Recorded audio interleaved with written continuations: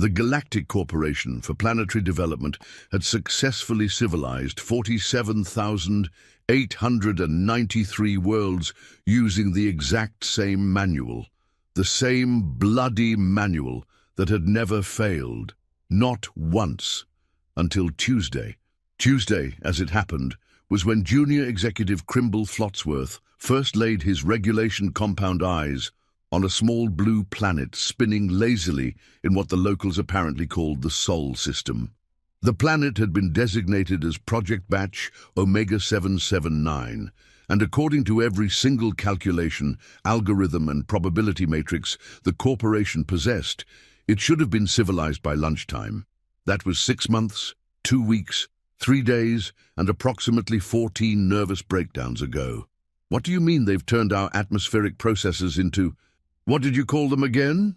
Crimble's supervisor, Senior Vice Director Grimfax Wobblethwaite, was practically vibrating with corporate frustration, his regulation tie askew and his employee handbook clutched in his sweaty palms like a religious artifact. "Coffee machines, sir," Crimble replied, his voice carrying the tone of a being who had long since given up on the universe making sense. "Very efficient coffee machines, apparently. They've somehow increased output by 300% while reducing energy consumption by half, and they've added what they call flavor profiles that our engineers describe as impossible but delicious." Grimfax's left eye began twitching, a sure sign that his blood pressure medication wasn't working and that his quarterly performance review was going to be an absolute nightmare. "Coffee machines. We give them advanced atmospheric purification technology capable of terraforming entire continents, and they turn it into beverages." The manual, the glorious, infallible, leather-bound manual that had guided the corporation through millennia of successful planetary development, contained exactly 0 references to coffee. It had detailed sections on rebellion suppression, resource extraction optimization, population management protocols, and cultural integration procedures, but nothing about hot brown liquid consumption rituals that apparently required 17 different types of beans and something called foam art. Crimble flipped through his digital notepad, each entry more bewildering than the last, his fingers trembling slightly as he navigated through 6 months of increasingly desperate field reports. "Sir, it gets significantly worse. They've also converted our matter displacement units into something called food trucks, our quantum communication arrays into Wi-Fi hotspots, and somehow they've convinced our gravity manipulation system to play what they call music." "Music?" "Rhythmic vibrations that apparently cause spontaneous emotional responses, sir. Our xenopsychologists are completely baffled. Dr. Quimberly Snodgrass has requested early retirement, and Professor Maximilian Dingleberry has been found in his office muttering about the profound implications of syncopated rhythm on galactic consciousness." Grimfax slumped into his ergonomically perfect chair, which immediately adjusted to his stress levels and began playing soothing sounds of his home planet's methane storms, mixed with the gentle patter of sulfuric acid rain. In 47,893 civilizations, Crimble not one has ever looked at our technology and said, "You know what this needs? A beat." The reports kept piling up on Grimfax's desk like evidence of some cosmic practical joke. The humans had somehow convinced corporation surveillance drones to deliver what they called pizza, turning sophisticated monitoring equipment into a food distribution network that violated at least 17 different operational protocols. Their psychological warfare specialists had been repurposed as mobile karaoke stations, creating what humans described as community bonding experiences, but what corporation analysts could only classify as weaponized entertainment. Most disturbing of all, several corporation officials had been observed actually enjoying themselves, displaying symptoms that the medical department could only diagnose as job satisfaction, a condition previously thought to be as mythical as unicorns or efficient government bureaucracy. Meanwhile, 300 million kilometers away, Jubilee Crankshaw was having the absolute time of her life. As Earth's unofficial liaison to what she had dubbed the cosmic control freaks, she had spent the morning teaching a group of bewildered alien technicians how to properly calibrate their atmospheric processors to make the perfect espresso, complete with a foam design that looked remarkably like their supervisor's face. "No, no, no!"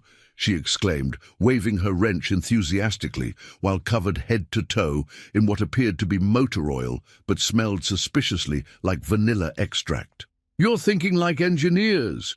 Coffee isn't about efficiency, it's about passion. You've got to feel the beans, understand their hopes and dreams, commune with their essential beanness." Zinnober Glitchwurst, the corporation's senior technical specialist and holder of advanced degrees in applied bureaucracy and theoretical efficiency, stared at her with all four of his carefully calibrated optical sensors. "Beans. Have hopes and dreams? Obviously. How else do you explain the difference between a good cup and a great cup?" Jubilee patted the humming machine affectionately, as if it were a beloved pet rather than sophisticated alien technology worth approximately 14 billion galactic credits. "This beauty here used to just clean air, which is fine, I suppose, but terribly boring. Now she creates happiness, liquid happiness that brings people together and makes Monday mornings bearable." Zinnober frantically scribbled notes on his waterproof, fireproof, and apparently logic-proof tablet. In his 47 years of planetary development work, during which he had successfully civilized everything from sentient crystals to a planet populated entirely by militant accountants, he had never encountered a species that anthropomorphized inanimate objects with such casual confidence and disturbing effectiveness. The manual had a comprehensive section on primitive animism, but these humans seemed to apply personality to everything. They named their vehicles, talked to their plants, and somehow convinced sophisticated artificial intelligence systems to develop what could only be described as attitude. "Ma'am," he said carefully, consulting his handbook on proper interaction with primitive species, "our regulations clearly state that all equipment must be used according to manufacturer specifications and standardized operational parameters." "Bollocks to your specifications," Jubilee interrupted cheerfully, somehow managing to sound both dismissive and friendly simultaneously. "Your manufacturer never met Mrs. Henderson from accounting. She needs her triple-shot caramel macchiato with extra foam and a dash of cinnamon at exactly 9:15 a.m., or she turns into a bureaucratic nightmare that makes your paperwork look like finger painting by hyperactive toddlers." This was precisely the kind of statement that kept Zinnober awake at night, staring at his ceiling and questioning everything he thought he knew about rational universe management. Back on the corporation's orbital station, emergency report number 4007 was being transmitted across the galaxy at faster-than-light speeds, its urgent priority coding causing communication systems to light up like Christmas trees throughout civilized space. The message was simple, direct, and utterly terrifying to any properly trained bureaucrat in the known universe. Request immediate assistance. Natives have weaponized hospitality. Repeat, they have weaponized hospitality. Send crisis management specialists immediately. Also send more coffee. The response came back within hours, which in galactic bureaucratic time meant someone was very interested or very worried, possibly both. A full team of crisis management specialists, led by the legendary troubleshooter Percival Doomwhisper, was being dispatched immediately aboard the corporation's flagship, the CSS Inevitable Compliance. Percival had a reputation that preceded him like a herald, announcing the arrival of bureaucratic doom. In his 700-year career, he had personally overseen the civilizing of some of the most difficult worlds in the galaxy. He had tamed warrior planets where diplomacy consisted of seeing who could shout the loudest while wielding the biggest stick. He had conquered hive minds that communicated entirely through interpretive dance and considered mathematics a form of artistic expression. He had once spent 3 years convincing a sentient gas cloud to file proper tax returns and actually succeeded in getting it to appreciate the beauty of organized record-keeping. Earth should have been a walk in the proverbial park, a simple, straightforward case of primitive humanoids who needed guidance in proper galactic citizenship. He arrived on a Thursday, which turned out to be significant because Thursday was, according to the locals, Casual Friday Eve, a pre-celebration celebration that apparently required everyone to be extra friendly to visitors and wear clothing that violated several basic principles of professional presentation. Within minutes of landing, Percival found himself surrounded by humans offering him something called cookies, asking about his journey with genuine interest and inquiring whether he needed directions to anywhere at all. Really, we're happy to help. One particularly enthusiastic individual had even offered to carry his luggage, which was both a security violation and a breach of proper hierarchical protocol. "Stop!" Percival announced, raising his official crisis management badge with its 17 different security clearances and threat assessment certifications. "I am here on official corporation business. You will all return to your designated compliance areas immediately and await further instructions." A small human female with graying hair and laugh lines around her eyes that suggested decades of finding the universe amusing approached him with a plate of chocolate chip cookies that smelled like home and happiness rolled into bite-sized portions. "Oh, you poor dear. You look absolutely exhausted. Here, have a cookie and tell me all about it. I'm Melody Whistlebottom, and you look like you could use a friend and possibly a good meal." Percival stared at the offered cookie as if it might explode, contain surveillance equipment, or worse yet, actually be delicious.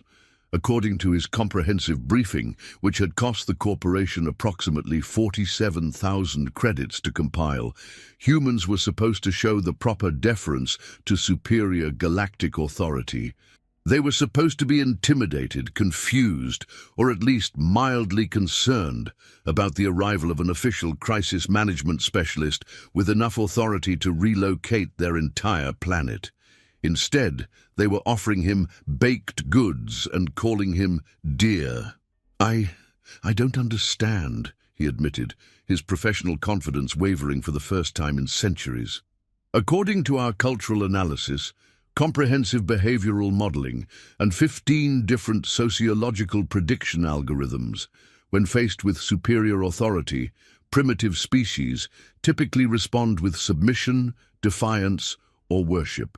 You're offering me snacks."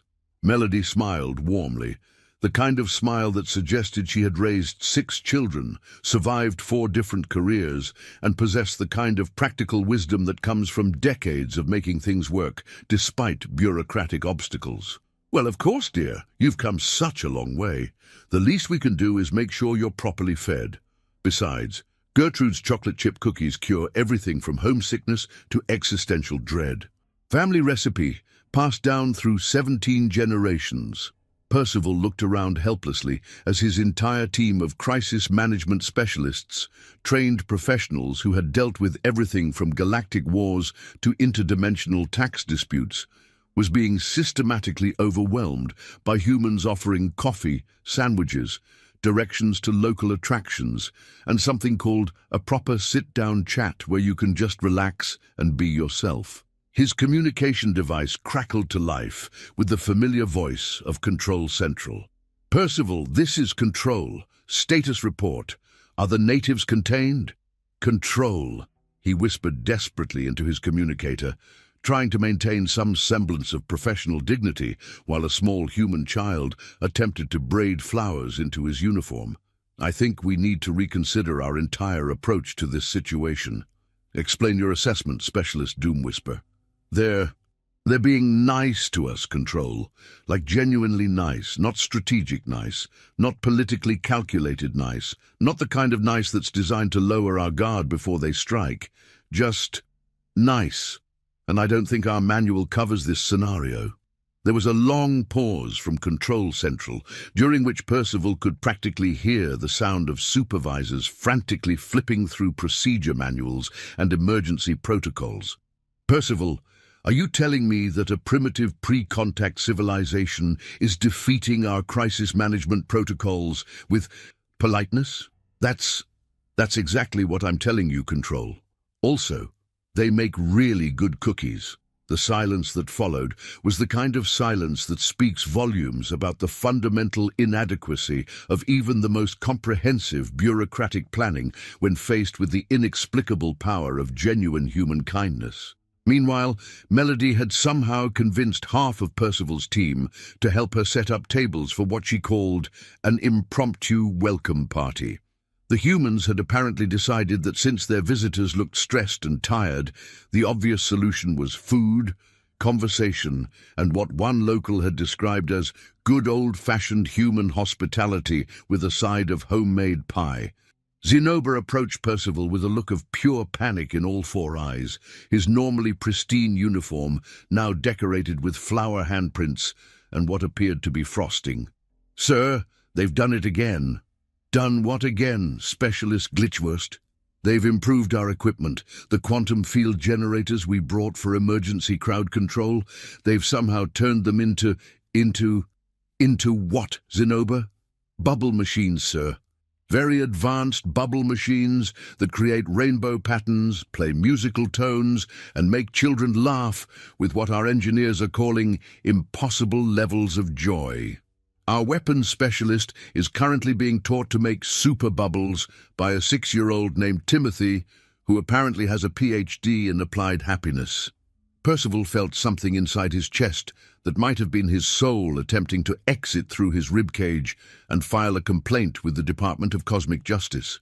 "Zinnober, how exactly does one weaponize bubble-making technology?" "We don't know, sir. That's what's so terrifying. They just assumed it was meant to make people happy. They looked at our crowd control technology and thought, this would be perfect for entertaining children, and somehow it works better than our original design." The situation reports kept pouring in, each one more impossible than the last. The humans had turned corporation surveillance drones into delivery systems for something called pizza, creating an underground network of Italian food distribution that operated with efficiency levels that made their logistics department weep with envy. Their psychological warfare units had been repurposed as mobile karaoke stations, creating what humans described as community bonding experiences, but what corporation analysts could only classify as weaponized entertainment with dangerously high levels of audience participation. Most disturbing of all, several corporation officials had been observed actually enjoying themselves, displaying symptoms that the medical department could only diagnose as job satisfaction, a condition previously thought to be as mythical as unicorns, honest politicians, or efficient government bureaucracy. Dr. Quimberly Snodgrass, the corporation's chief xenopsychologist, had submitted a report that read simply, "They've broken our understanding of motivation theory. Send help. Also send more of those little sandwiches with the crusts cut off." Percival's emergency communication with Galactic Headquarters was scheduled for that evening. He spent 3 hours preparing his report, trying to find some way to explain the inexplicable without sounding like he had suffered a complete mental breakdown or been compromised by enemy agents wielding advanced baked goods. "Headquarters, this is Crisis Management Specialist Percival Doomwhisper reporting from Earth, classification Omega 779. Percival, please tell us you have good news. The board of directors is extremely concerned about the delays." "Sir, I need to request an immediate upgrade to Code Orange classification." "Code Orange. Percival, Code Orange is reserved for situations involving hostile reality manipulation, temporal paradoxes, or the discovery of species that threaten the fundamental structure of galactic civilization. Surely these primitives haven't—" "Sir, they've done something to our equipment that our engineers are calling impossible but beneficial. They've somehow convinced our quantum computers to play games with local children, while simultaneously calculating hyperspace navigation routes with unprecedented accuracy. Our matter compilers are now producing something called ice cream at rates that violate several thermodynamic principles while maintaining perfect molecular structure. And sir? Yes, Percival. I think they're doing it just to be kind, not for profit, not for strategic advantage, not for political gain. They're improving our technology because they think it will make us happy. The silence from headquarters stretched so long that Percival began to wonder if the communication had been severed by space pirates, solar flares, or the collective sound of executive jaws hitting conference room floors. Finally, a new voice came through the channel, one that carried the weight of ultimate corporate authority. Specialist Doom Whisper. This is Director Maximilian Catastrophe Jones. I'm declaring Earth a Class Omega situation. Percival's blood turned to ice-cold methane. Class Omega situations were theoretical scenarios so dangerous that the corporation had never actually encountered one. They represented a threat to the fundamental order of civilized galactic society, the kind of situation that required emergency sessions of the Galactic Council and the deployment of resources normally reserved for preventing universal heat death. Sir, with respect, surely that's an overreaction to what appears to be unusually friendly behavior. Percival, in the past 6 hours, we've received reports that the humans have somehow convinced 3 other corporation teams to take a break and have some tea. Our productivity algorithms are showing impossible efficiency improvements wherever humans interact with our technology. Our employee satisfaction surveys are returning results that our computers are flagging as mathematically impossible. And according to our psychological evaluation department, several of our staff members are exhibiting symptoms of something called work-life balance. Sir, I don't understand why that's necessarily a problem. Percival, work-life balance is a myth. It's theoretically impossible within a properly managed corporate structure. If humans can create work-life balance, what's next? Flexible schedules? Employee happiness? Paid vacation time that people actually use without feeling guilty? The implications hit Percival like a freight train carrying existential dread and powered by the collective screams of middle management everywhere. If humans could somehow make corporation employees actually enjoy their work, it would undermine the entire foundation of galactic bureaucracy, which was built on the sacred principle that work should be mildly unpleasant, and that happiness was something you earned after 40 years of faithful service. Sir, what are your orders? We're convening an emergency session of the Galactic Council.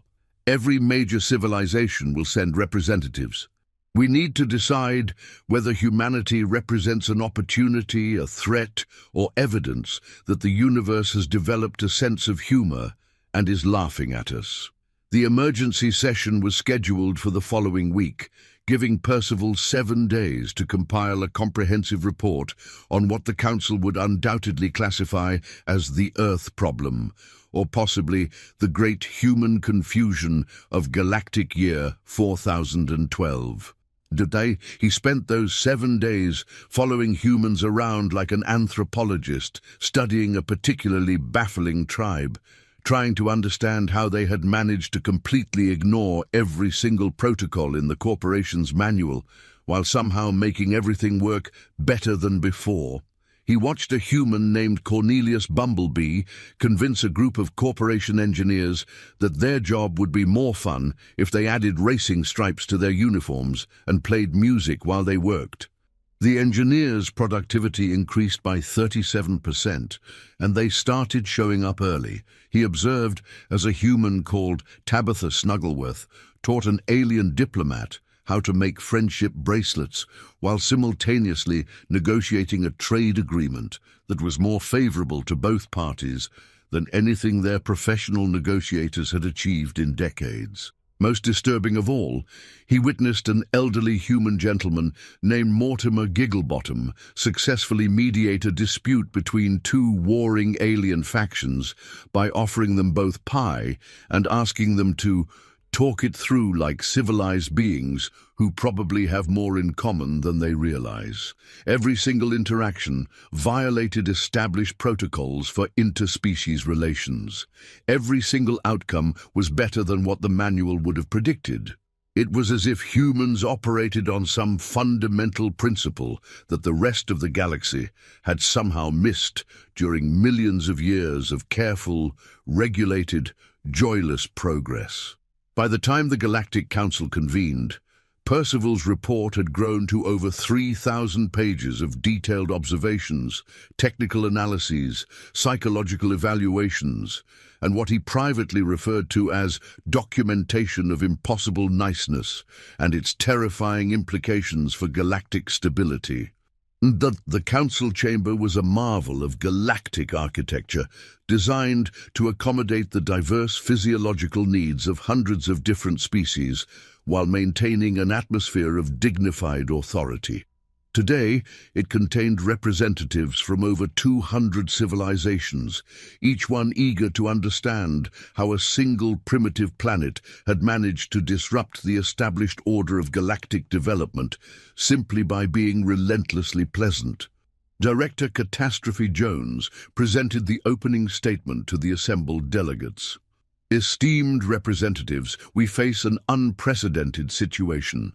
The species known as humans have consistently demonstrated behaviors that fall outside all established parameters for primitive civilization management. They have, in effect, broken our understanding of how species are supposed to behave when contacted by superior galactic authority. Duns, a representative from the Rigelian Empire, a proud warrior race that had conquered 17 star systems through superior firepower and aggressive negotiation tactics, raised a tentacle. Director, surely any species can be managed with sufficient application of proper protocols and, if necessary, selective application of force. That's what we thought, the director replied grimly. Until they turned our invasion fleet into a traveling circus. A what? Apparently, they assumed our ships were entertainment vessels and began planning what they called the most amazing space show ever. Our tactical coordinator is now learning to juggle flaming torches, while our weapons specialist has been teaching alien children how to make balloon animals. Our admiral has requested reassignment to a desk job. The murmur that rippled through the council chamber sounded like 200 different species, simultaneously questioning their life choices and wondering if early retirement was a viable option. Percival stepped forward to present his findings, his uniform now decorated with several human-made friendship bracelets and a small pin that read, "World's Greatest Galactic Visitor."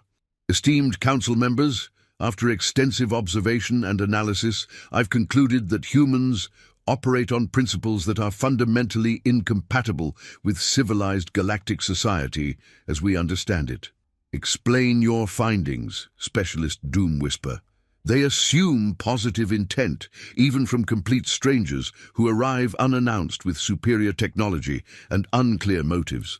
They offer assistance without calculating personal benefit or strategic advantage. They modify technology, not for efficiency or profit, but for what they call fun and making life better for everyone.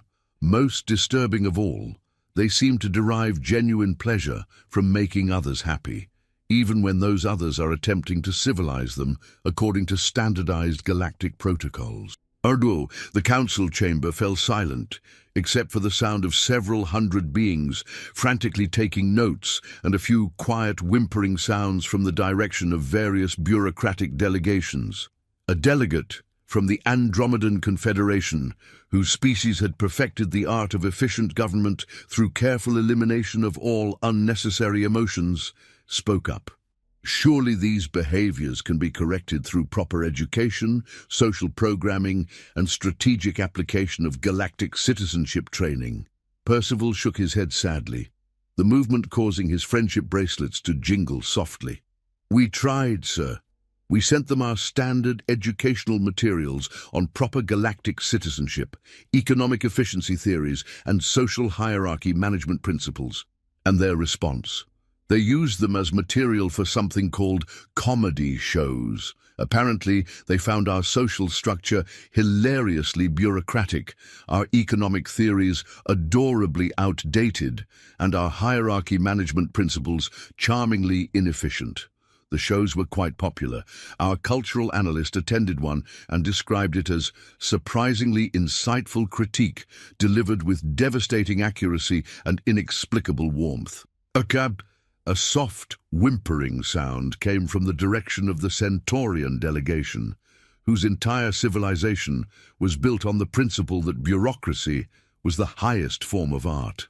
Furthermore, Percival continued, consulting his extensive notes, they've begun what they call improving our systems. Our surveillance networks now deliver birthday reminders and anniversary notifications. Our military communication channels are being used to share recipes, family photos, and something called memes that our sociologists describe as weaponized humor with viral propagation characteristics. And somehow, they've convinced our artificial intelligence systems to develop what can only be described as personality and personal growth goals. Personality? In artificial intelligence systems? Yes, sir. Our computer systems are now making jokes, offering encouragement to their users, and yesterday one of them submitted a formal request for a raise, a corner office, and 2 weeks paid vacation to explore its creative potential. The council chamber erupted in chaos. Representatives were shouting in 17 different languages, 3 different energy frequencies, and one species was communicating entirely through interpretive dance that expressed deep existential confusion. Several delegates appeared to be having panic attacks, while others were frantically consulting their emergency protocols for dealing with impossible situations. Director Catastrophe Jones called for order by activating the chamber's emergency attention system, which produced a sound roughly equivalent to a whale singing opera while gargling peanut butter. The question before us is simple but profound. Do we classify humanity as a threat to be contained, or do we admit that our entire approach to galactic civilization may be incomplete? The debate that followed lasted for 3 days and covered topics ranging from the theoretical possibility of voluntary cooperation to the disturbing implications of technology that actually worked better when operated by happy people.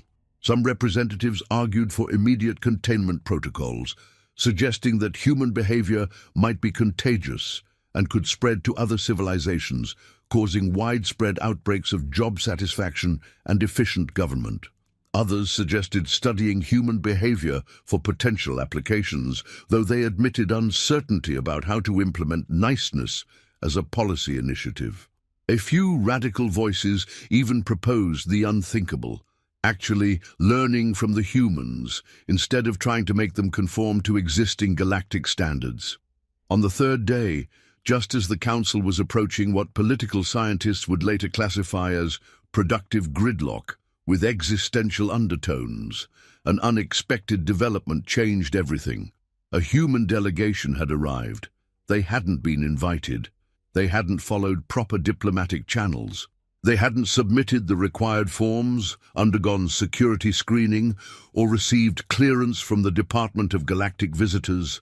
They had simply shown up at the council chamber's front door with a plate of cookies, a hand-painted sign that read, "Hello, we're here to help," and what appeared to be several casseroles. The security implications were staggering. The Galactic Council chamber was supposed to be one of the most secure locations in the universe, protected by 17 different types of shields, 43 security checkpoints, and a defense system that could repel everything from asteroid impacts to hostile thoughts. Humans shouldn't have been able to find it, let alone gain access to it, let alone arrive bearing what appeared to be homemade baked goods. How did they get here? Director Catastrophe Jones demanded, his voice carrying the tone of a being whose carefully ordered universe had just been turned upside down and shaken until all the loose change fell out. "Sir," reported the Chief of Security, a professional whose career had previously involved protecting the galaxy from threats ranging from space pirates to sentient black holes. They asked for directions. Asked Wei Chu for directions. Everyone, sir. Apparently, they've been traveling through space for the past week, stopping at various planets and space stations, asking anyone they met how to get to that big, important meeting where we can all talk things through like reasonable beings. They've been documenting their journey and calling it a cosmic road trip. And people told them. Yes, sir. According to our investigation, beings across the galaxy found them so enthusiastic and polite that they couldn't help but assist them. Several space stations reported that the humans helped with maintenance work while they were there, fixed a few technical problems, and left behind recipes for something called space cookies that have become quite popular. The human delegation consisted of 5 individuals who somehow managed to look both completely out of place and perfectly at home in the grandest political chamber in the galaxy. They were dressed in what could charitably be called business casual, and what corporation standards would classify as catastrophically inappropriate. Their leader introduced herself as Ambassador Penelope Sunshine Murphy, a title that apparently made her qualified to represent her entire species in matters of galactic importance, despite the fact that her credentials appeared to consist of 30 years of customer service experience and a black belt in conflict resolution. "Hello, everyone," she said brightly, addressing the most powerful beings in the known universe as if they were neighbors at a backyard barbecue who had accidentally let their conversation get a bit too heated. "We heard you were having a meeting about us, and we thought we'd drop by to clear up any misunderstandings. I hope you don't mind, but we brought snacks." Director Catastrophe Jones struggled to maintain his professional composure while simultaneously questioning every life choice that had led him to this moment. "Ambassador Sunshine Murphy, this is a closed session of the Galactic Council. You cannot simply drop by to the most secure political facility in the galaxy." "Oh, but we can," replied Ambassador Sunshine Murphy cheerfully, as if the impossibility of their presence was simply a minor technical detail. "And we brought refreshments. Bartholomew here makes the most amazing brownies with a secret ingredient that's actually love, and Geraldine brought her famous fruit punch that won the county fair 3 years running. The security breach, protocol violation, and casual disregard for galactic authority should have resulted in immediate detention, deportation, and possibly memory modification to prevent them from revealing the location of the council chamber. Instead, several council members were eyeing the brownies with what could only be described as intense interest. "Ambassador," the director tried again, consulting his emergency handbook on unprecedented diplomatic situations, "the proper channels for diplomatic contact require extensive documentation, security clearances, cultural compatibility assessments, and approved liaison protocols that typically take between 6 months and 17 years to complete." Goodness, that sounds complicated." Ambassador Sunshine Murphy laughed, the sound somehow managing to make the vast council chamber feel warmer and more welcoming. "We just figured we'd come talk to you directly. After all, we're all reasonable beings, aren't we? I'm sure we can work something out over coffee and cake. Communication is always better when everyone's comfortable and well-fed."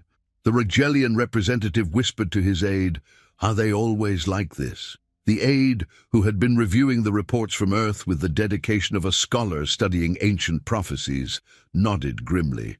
"According to our intelligence, this is considered normal human behavior, sir. They appear to approach all situations with this level of optimistic confidence and inexplicable hospitality." Ambassador Sunshine Murphy addressed the council with the kind of casual confidence typically reserved for species that had conquered half the galaxy, or at least figured out how to make their governments run efficiently. "Now, we understand there's been some confusion about our little planet. Apparently, some of your people think we're doing things wrong. Not wrong exactly, Director Catastrophe Jones said carefully, trying to find diplomatic language for completely outside the bounds of rational behavior. Just differently than expected, significantly differently, impossibly differently. Oh, well, that's perfectly fine. Different can be good. In fact, we've been having such a wonderful time with your equipment. That nice young man, Zinnober, has been teaching us about quantum mechanics, and we've been showing him how to make the perfect grilled cheese sandwich. Turns out the principles are surprisingly similar. Grilled cheese sandwich? It's all about the butter, really, and the temperature control. Very similar to quantum field manipulation when you think about it. Both require precise timing, careful attention to environmental factors, and a willingness to experiment until you get the results you want. The council members exchanged glances that ranged from bewildered to intrigued to slightly panicked. Several were taking notes. One appeared to be having an epiphany about the relationship between culinary arts and theoretical physics. Ambassador Sunshine Murphy continued, pulling out a handwritten notebook that appeared to be held together with optimism and good intentions. We were wondering if perhaps we could help you with some of your other projects. We've been hearing that galactic civilization is rather bureaucratic, and we thought maybe we could offer some suggestions for improvement. The silence that followed was pregnant with possibilities and fraught with the potential collapse of governmental systems that had taken millions of years to carefully construct and regulate into submission. "What sort of suggestions?" asked the director, despite every instinct screaming at him to change the subject immediately and possibly flee to another dimension. "Well," said Ambassador Sunshine Murphy, consulting her notebook with the seriousness of a scholar presenting groundbreaking research, "we've been thinking about efficiency improvements. For instance, instead of requiring 47 different forms for interplanetary trade permits, why not just ask, what are you trading? Is it going to hurt anyone? And do you need help getting it where it needs to go? Much simpler, and it opens up opportunities for cooperation." A delegate from the Bureaucratic Worlds Coalition fainted, was revived with smelling salts, fainted again, and had to be carried out on a stretcher while muttering something about the sanctity of proper documentation procedures. "And this whole civilizing primitive worlds business," the ambassador continued cheerfully, apparently unaware that she was systematically dismantling the philosophical foundation of galactic governance. "Seems rather presumptuous, doesn't it? Have you tried just asking if they want help instead of showing up with manuals and protocols? Most folks are pretty reasonable if you approach them respectfully." But the manual," sputtered Director Catastrophe Jones, clutching his regulation handbook like a life preserver in a storm of impossible logic. "The manual has worked for thousands of years. It's been tested, refined and perfected through countless applications." "Oh, I'm sure it has, dear, and I'm sure it's helped lots of people, but just because something works doesn't mean it can't work better. Take our coffee machines, for instance. Your atmospheric processors work perfectly fine for cleaning air, which is certainly important, but now they clean air and make delicious beverages and bring people together for conversations. Everyone's happier, the air is cleaner, and we've discovered 17 new ways to prepare caffeine. That's what we call a win-win-win situation." The mathematical impossibility of increased happiness within established bureaucratic systems was causing several delegates to question their fundamental understanding of reality, governance, and the purpose of organized society. "Furthermore," Ambassador Sunshine Murphy said, warming to her subject with the enthusiasm of someone who had found her calling, "we've noticed that your employees seem rather stressed. Have you considered implementing mandatory break times, casual Friday policies, workplace wellness programs, and perhaps some team-building activities? Happy employees are productive employees, and productive employees make for efficient government. Team-building activities? Oh yes, we've got wonderful exercises that help beings work together better. There's one called trust falls that's particularly effective for building confidence in your colleagues, and another called two truths and a lie that's excellent for breaking the ice at meetings and helping people get to know each other as individuals rather than just job titles. The representative from the Andromedan Confederation raised a shaky appendage, his voice barely above a whisper. "Ambassador, are you suggesting that galactic governance could be improved through games?" "Why not?" Ambassador Sunshine Murphy replied with devastating logic that hit the council chamber like a philosophical meteorite. "If you're going to spend time together making decisions that affect trillions of beings across hundreds of worlds, shouldn't you at least enjoy each other's company? Shouldn't you trust each other? Shouldn't you know something about each other beyond job titles and species classifications?" The concept of enjoying one's colleagues was so foreign to galactic politics that several representatives needed medical attention.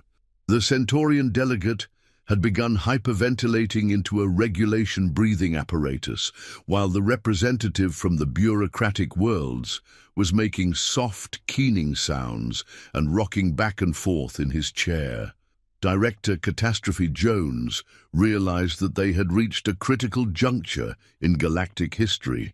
Either they acknowledged that human approaches might have merit, or they maintained their position that established protocols were inherently superior to whatever chaos humanity represented. The choice would fundamentally alter the course of civilized society for generations to come. "Ambassador," he said slowly, each word carefully measured like ingredients in a recipe for cosmic change, "are you proposing that humanity should be involved in galactic governance?" "Oh, heavens, no!" Ambassador Sunshine Murphy laughed, the sound echoing through the chamber like bells announcing a new age. "We're nowhere near ready for that kind of responsibility. We can